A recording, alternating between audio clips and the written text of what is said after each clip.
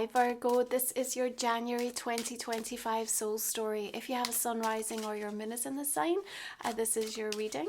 Welcome to a new year and welcome to my channel. It's Romy here. We're going to open up this month with the energy of the Four of Swords, and you may just need a little time to figure it out, to process something. Maybe your heart is feeling confused, and it can be confused for many reasons, right? You're trying to reconcile something or with someone, you're trying to come to terms. You're maybe not even sure what it is that you exactly want or need at this moment in time. And you know, as we move into the first week of January, there's an awful lot of water energy coming through. Even though we're in this earthly Capricorn season, we've got Vesta, the asteroid goddess, shifting into Scorpio and holding space for some transformative healing at a pretty deep level. We also have Venus shifting into Pisces on the 3rd of the month, and I think the bigger question that seems to come about in January as a result of that energy is, you know, is there still love here for me, or am I ready to explore something new? We also have Mars retrograde energy moving out of Leo and into Cancer on the 6th of the month, and that can make things feel extra sensitive. We may even feel like we're walking on eggshells. We may feel that, you know, we can't say or do the right thing, or it's just a little bit harder to be able to express ourselves. A lot of indirectness, sometimes even a bit of passive aggressive energy. And so with all of that deluge going on, it seems to me that the Four of Swords is your sanctuary and your respite. It's the place that you need to go to just hibernate, even for a few days, to just kind of come to terms and try to assimilate, you know, what this new vibe of the year is feeling like for you, right? And I think January is going to be one of those months where, you know, you may be asking questions that, you know, you're not able to necessarily hear the answer to straight away, okay? Now, we're going to build up to the full moon in Cancer on the 13th of the month. And as that arrives, we've got Tower energy. It feels like there's some sort of break point that comes. And in a way, I think it's probably necessary. You know, there's a release that's needed. The full moon can support it. You know, a Cancerian full moon is going to lovingly and nurturingly hold space for what that release needs to be. And I think you need to love yourself through the change, whatever it is that that change is showing up as. Sometimes, you know, what we lose also provides space in our life for the things that we now need. And, you know, that can be an easy transition, and that can also sometimes be one that feels a little bit more challenging to us. Nonetheless, what I think also happens is that the uprootedness that comes through with that energy of the Tower is also helping to just like clear the air and clear the path. And that's really necessary, because there's a lot of things that are, you know, meant to start revealing themselves and really taking seed to help kind of reveal to you, I suppose, what this new year is about and some of the ways in which it wants to work with you and help you and support you. And sometimes we can't see that, or if, you know, we've got so much attachment to things from the past, or to bigger situations and scenarios that have been playing out, you know, there's no room for that energy to kind of come in, and that's how the light pours in, right? That's where the light needs to come. So I think the Tower is necessary. It provides a break point. And, you know, what I always say is that, you know, we can sometimes break down to break through, and, you know, however that translates for you, it's necessary. What we see here with the Page of Swords is that the knowledge that you've acquired and accumulated of late is putting you in a position where you feel ready actually to graduate from an experience. And there's something really heartfelt that you need to say. You need to say it, and you feel like the timing is almost now. It's like, if I don't say it now, is there ever going to be a time when I'll be able to? He's holding on to the dandelion, indicating that there are wishes that he is expressing in this kind of heartfelt announcement or presentation of something that really has moved him. And so I think there's also this recognition that the time out or the opportunity to reevaluate something, the uprootedness and the kind of chaos that may have ensued with that, or still feel like it's going on around you, you're still able to sort of find your balance, if you like, and realize the things that matter to you and what's important to you. I do think this month in January it's important to not say yes to things that you really need to say a no to. It's almost just like in your own mind and heart, you're maybe aware that you're not ready or you're not up for it, or it's simply just not for you. And it might be quite easy to be a little bit persuaded, shall we say, into something. I feel again around that mid-month with the full moon Cancer, it almost just helps you to release and then create a little bit more space for you to feel that you can think through things a bit more clearly. So it might be from that point forth that in some ways you know what you need to prioritize and what you want to be focused upon. Then we have the Chariot. You see, you pick up a pace a little bit, and you find your direction.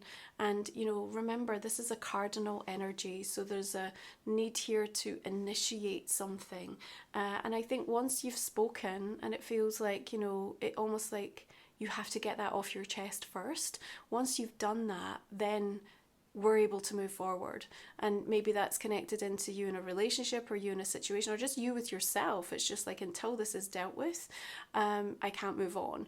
But that does happen, and it's necessary to then give yourself permission in that moment to realize that where you are now directing your thoughts to, your energy or your actions, whatever that is that's sort of driving you in that second part of the month and beyond, is it's yours, it's deserving, and it's like you're entitled, because for one reason or another I feel like maybe everyone's got something to say about it. Maybe even you feel a bit guilty, maybe you feel like, I'm not sure if this is the right time, second guessing yourself just a little bit.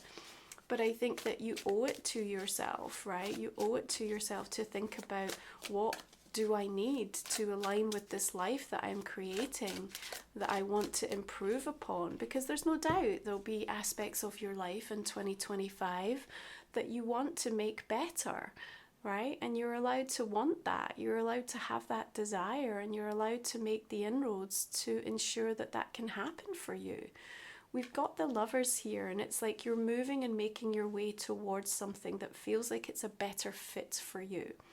So there may be some aspect of your world that you've had to reconsider, reevaluate, and even the Tower may have ensured that that's happened anyway, and that you're now having to sort of look at something with a different attitude or a different approach. But this idea of having a better fit feels like it also comes in with a greater degree of transparency and authenticity for you.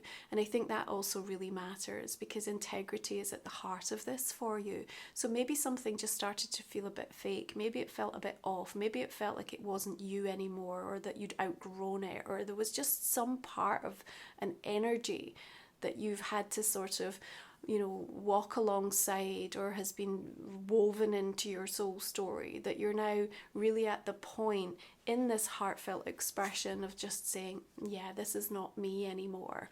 And it's time to be able to express and communicate that to the world.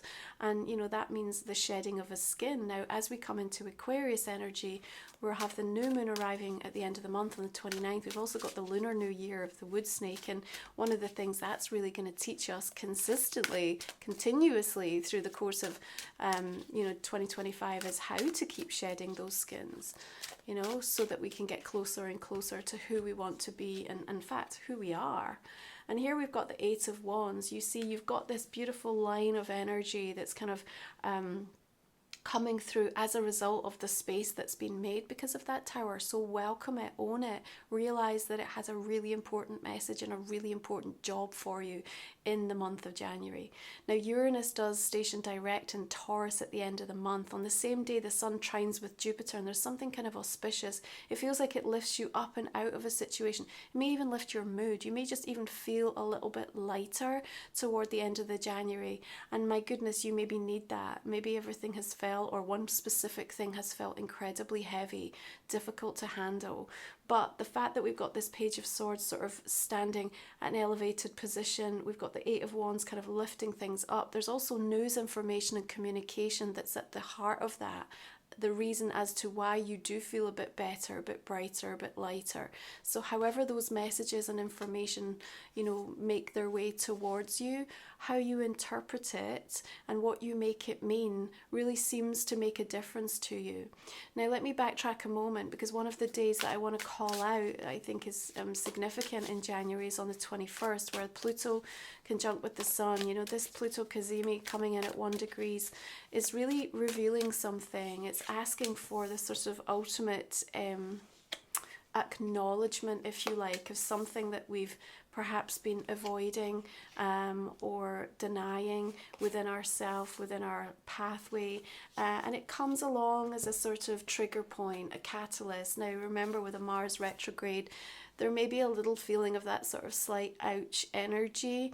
Nonetheless, it sort of feels like if you allow it to be, that shadow work can be the absolute gateway to more light pouring in. And again, to this experience of coming into a better match, because you know the direction you need to head or what it is that you need to take on. There's a successful, victorious outcome for you through the month of January, if you allow yourself to embrace it in a way that just says, I know what I need to do and I'm kind of willing to do it, almost like that's kind of what I'm seeing. Now, as I mentioned earlier, there's definitely this feeling of asking a lot of questions and not necessarily knowing the answer.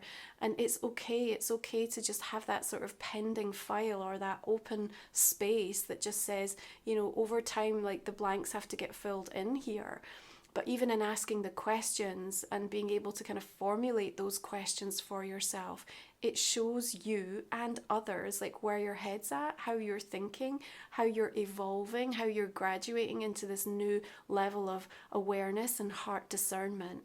And I think that's going to be really important. And it almost feels for you that it's okay if you don't get an answer straight away. It's just the fact that you've been able to just pose the question to sort of almost like it's almost like creating a space for it to land when it's time.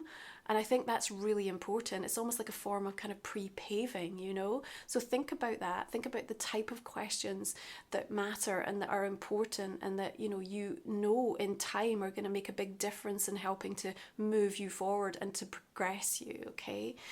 We've also got a lot of passionate energy coming through in January, right? Venus is in Pisces, full moon in Cancer. We've got Venus trining with Mars on the 25th. Lots of sparks can fly in really beautiful ways, right? And it feels like if you allow it, again, the energy of that Lovers is saying coming into like a really beautiful vibrational match with something. An awful lot of communication backwards and forwards also feels like it hits a note where you feel understood or more seen, perhaps, than you have for some time. You may even desire to have a breakaway, some time out, and just kind of really immerse yourself with the people or the person or the thing that lights you up and brings you the most amount of passion. That as a sort of antidote to some of the heavier energies that may swirl around in January are going to be, really helpful to sort of hold some space for, right? But think about the personal season and cycle that you're in. That matters more than where you think you ought to be or what you think you should be doing at this time of year. Now, if you're new to the channel, my last 3 cards we're going to look at in the extended reading. You'll find the link below. It's another 25 minutes or so where we'll just explore a personal and a relationship card, as well as this extended reading. I'm just going to clarify these cards and see the direction that we're taking this in. So we've got Temperance coming through and the Two of Wands. We've got the Eight of Cups with that Tower energy. We also have Judgment. That's a pretty definitive lineup coming through there. Six of Cups. We've got the Devil energy and the Ace of Wands. We've got Strength showing up, and we've got Page of Water, Queen of Air, strong Gemini energy there, Eight of Swords, Seven of Swords, and we've got the Ace of Pentacles as well. Like these aces showing up for you. It's again the space that's being created for this to flow in. Okay. But that Tower and Judgment, you know, sometimes things just feel like they're out of our hands, they're out of our control. That's not always an easy place to be. But the more and more we can learn the art of surrender, the more we realize we're not really in control of a whole lot, you know. Our mindset, that's where you need to be focused, the rewiring of your thought forms. So we are going to look at Life Soul Vision Oracle, which is my deck. Now you can check out over on my website, romywiser.com. All my sacred titles, my new journal has been shipping. Many of you have got in touch to let me know how you're enjoying working with it. Please do so if you've received yours. For those of you that haven't checked it out, this is the soul companion that you need for 2025 for sure, and beyond. Work with it alongside my oracle deck and my book Musings. You know, these are creative tools absolutely designed to help support you on your spiritual path. Okay, some lovely cards coming in here. All right, so we're going to pull one more oracle for Virgo. This is the Unicorn Oracle. What do we have for January for you? Let's have a look. Actually, you know, two came out. I'm just going to give you two because they both wanted to. So we've got Not a Cloud, Fluidity, and then we've got Not a Horse, Direction. Interesting. Okay, we'll explore these in the extended. Thank you so much. Have a beautiful month of January. Take care of yourself. Be kind to yourself, and I'm going to see you again next time.